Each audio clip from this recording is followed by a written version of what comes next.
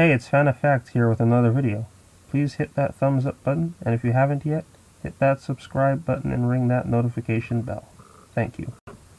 Fan of Fact Podcast, Order of Automation, Episode 1.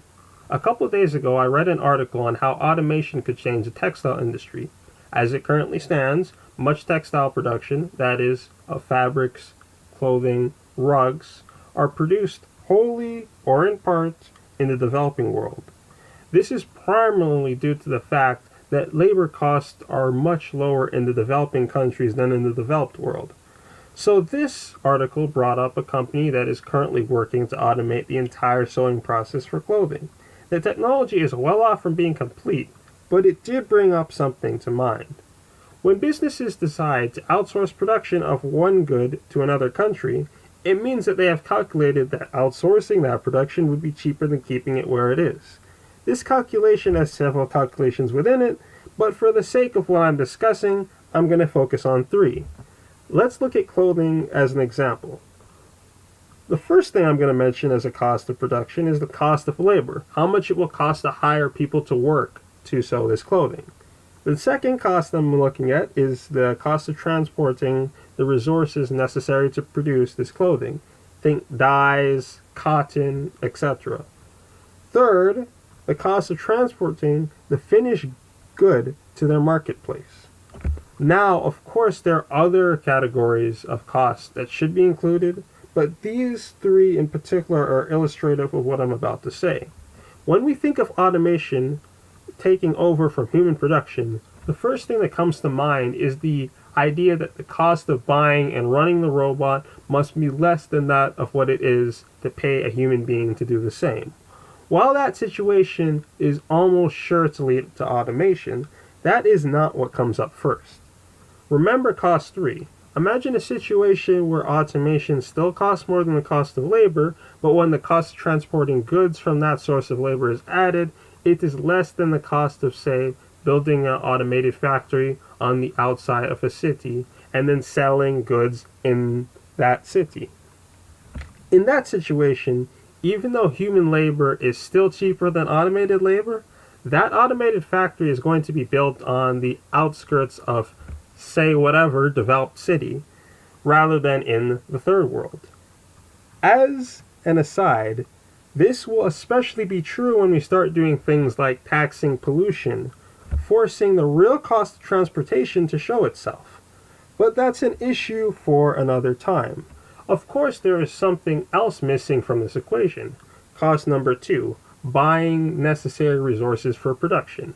If the cost of transporting the necessary resources to the hypothetical automated factories on the outskirts of town, when added to other costs, go up above the cost of the current non-automated structure, automation will not occur.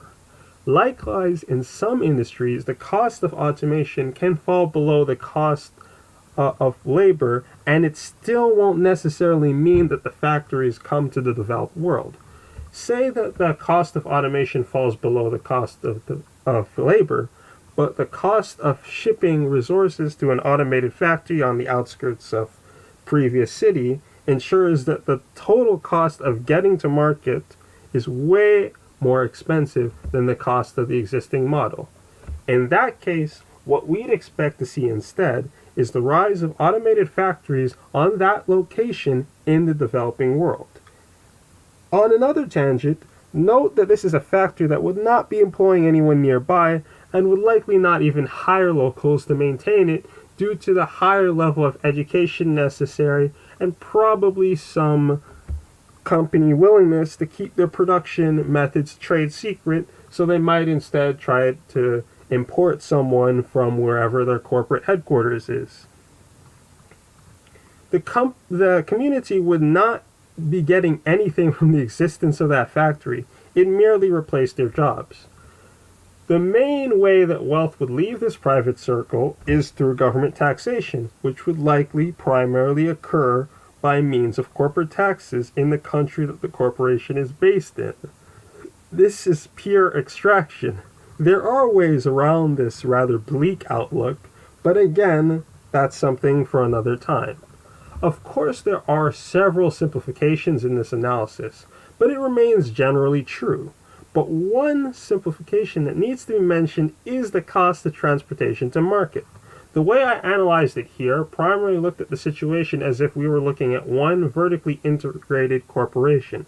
That is to say, a corporation that is not only responsible for the manufactured good, but the cost of transporting the resources necessary to produce that manufactured good and the cost of transporting those goods to the marketplace that it needs to be sold at.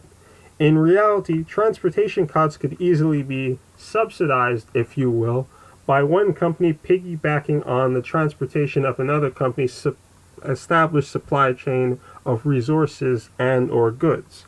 Imagine Company A needs cotton for a new factory to produce clothes, and Company B already transports cotton to Company C to use for other purposes.